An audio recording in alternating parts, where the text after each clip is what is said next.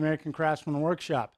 Today, I want to show a couple of tables to you. I'm getting ready to deliver these to one of the furniture galleries here in town, which they're be sold through. And I wanted to take this opportunity, sort of use this as a springboard to answer the questions and start the conversation on how I sell my work, because this has got to be the most common questions I continually get from the woodworkers is how do I sell my projects? Well, before I get into how I sell my projects, I came to realize this is going to be my one experience and one point of view. And so I called a friend of mine who is selling his work at an annual craft show called Summer Fair here in Billings. It's a juried craft show, so it's a little bit higher end and you see some nicer stuff. And I asked him, would you be willing to give us a little interview and talk about your business and your goals and how you sell your stuff? So he agreed to that. So I'm going to bring you another video with his interview. But while I was there, I also contacted two other guys. I just went up to them, saw they were selling their woodworking goods, and I just said, I'm Todd Clippinger. Can you give us some information? And really, we're talking to the woodworkers. And amazingly, they said yes. So I've made a couple new friends and got a couple more interviews. So the great thing is we're going to have 4 videos here where each one of us is just talking about how we sell our projects and share a little bit about our own business, because we each have a different perspective. So I will get started. I basically sell my stuff because I'm a contractor. I'm a remodeling contractor, and that puts me in control of the projects. I design them, I sell the projects, I get to sell my ideas. This puts me in an optimum position in order to sell my custom work. So I sell a lot of built-ins and do a lot of custom woodwork that's attached to houses and built in. Over the years, I've seen that change. I'm being called now, without having to sell whole remodels, I'm able to sell custom built-ins and freestanding items and furnishings of various types. So I've come a long ways. And through that, I built a nice portfolio and I've become a juried artist, and I've shown in a couple of museum settings as well. So I've really reached a high level all through the fact that I was a remodeling contractor and have gained all this experience. Now, I would say that 98% of my projects and my work is sold through homeowners contacting me wanting something built in because of my reputation for doing built-ins and being a contractor. But something like this, these tables, I do sell a little bit through galleries, but very little. And actually on this, a metalworking friend of mine, he said, hey, Todd, what do you think of just slapping something out and throwing it in the galleries and see how it sells? So we do that. We don't do it a lot. We don't devote a lot of time to it, but it's kind of fun just to slam something out. Here's what's kind of interesting. You know, a lot of times, woodworkers, metalworkers, what we found was that through both groups, everybody wants to build these grand pieces and sell them for a lot of money. Really what you have involved in them is a lot of time, a lot of materials, and your profit margins are very small by the time the gallery owner takes their share. These tables, they are priced at $650 a piece. So the gallery takes 50%. Now, me and my buddy, we split the other 50%, so I see 25% of $650. So I'm going to see $162.50 out of a single table.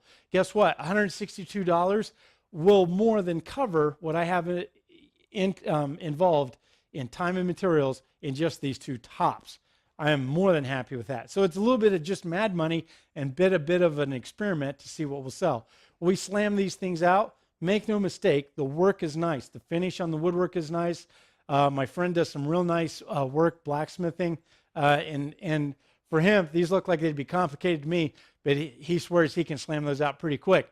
But basically, we've got minimal investment in time and materials, and we've maximized our profit margin on these items. And we just kind of do them in our spare time once in a while when they need to sell more. So they sell, we make more, and they sell after a while. So no big deal. So anyways, but actually I sell very little through the galleries. I have galleries contact me on a pretty regular basis, and they ask if I'd be interested in selling stuff.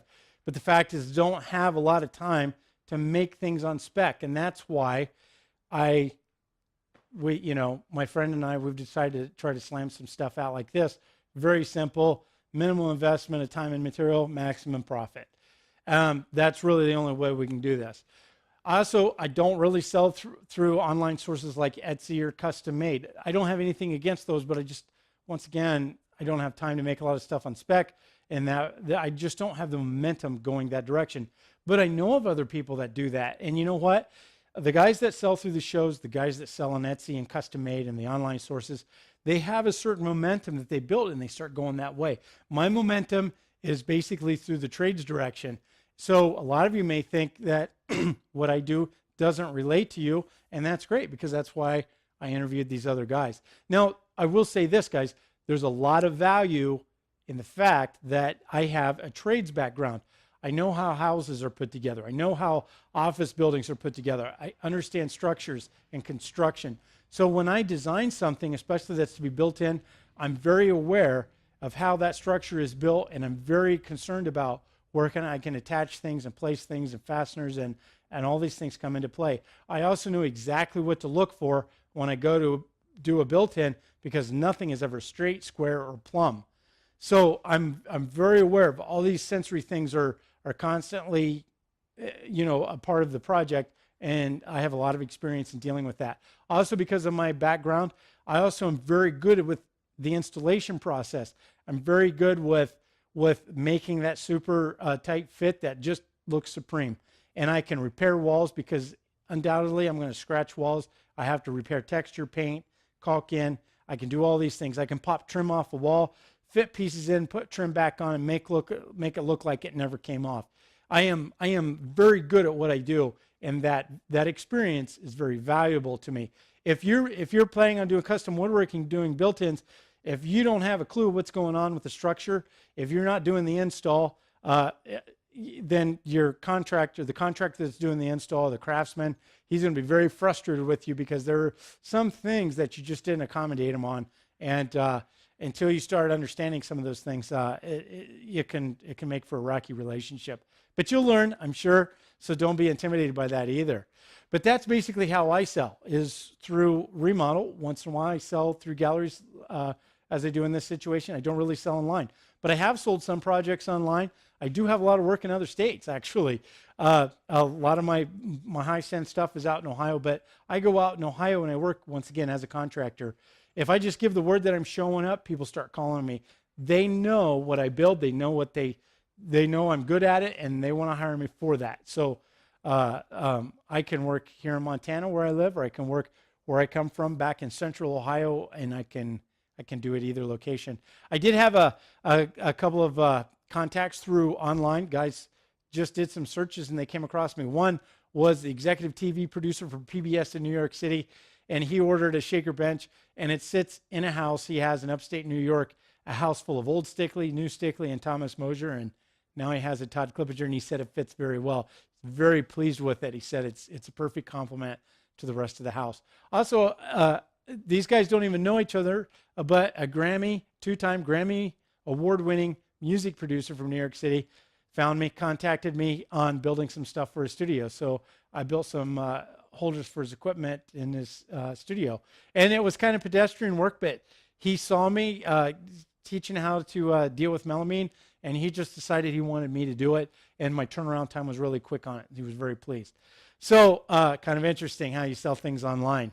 Sometimes you just never know where it's going to come in. Largely, those are how I sell my things and some of my experiences. Now, I want to tell you guys, if you're interested in business, inundate, soak in yourself, surround yourself with business-minded individuals and information. A couple of things that I suggest that you read: Woodshop News and Cabinet Maker FDM. Both of those are magazines geared towards professional woodworking shops, cabinet shops. I highly suggest that you check into those. Also, woodweb is a great website for professionals to gather and share their woodworking experience. It's an online community for professionals.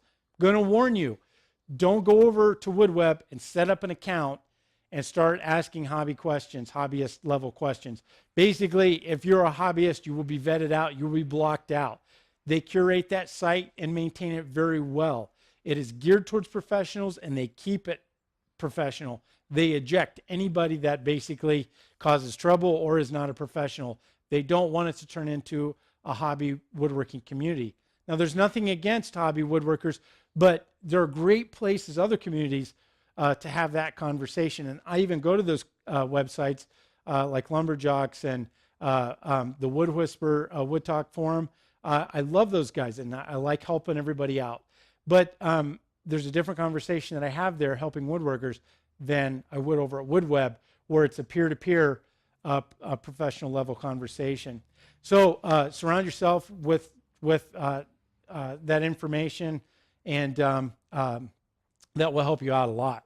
Well, I hope that you found this information helpful, and I understand that you're not a contractor, so maybe this doesn't seem to apply to you, but that's why I've interviewed the other guys, and I have them coming up. All the videos will be hot linked together, so be sure to check each one of them out. They'll be in no special order. You can watch them in any order that you want, and so be on the lookout for those videos. They're coming soon, and until next time, be safe in your own shop.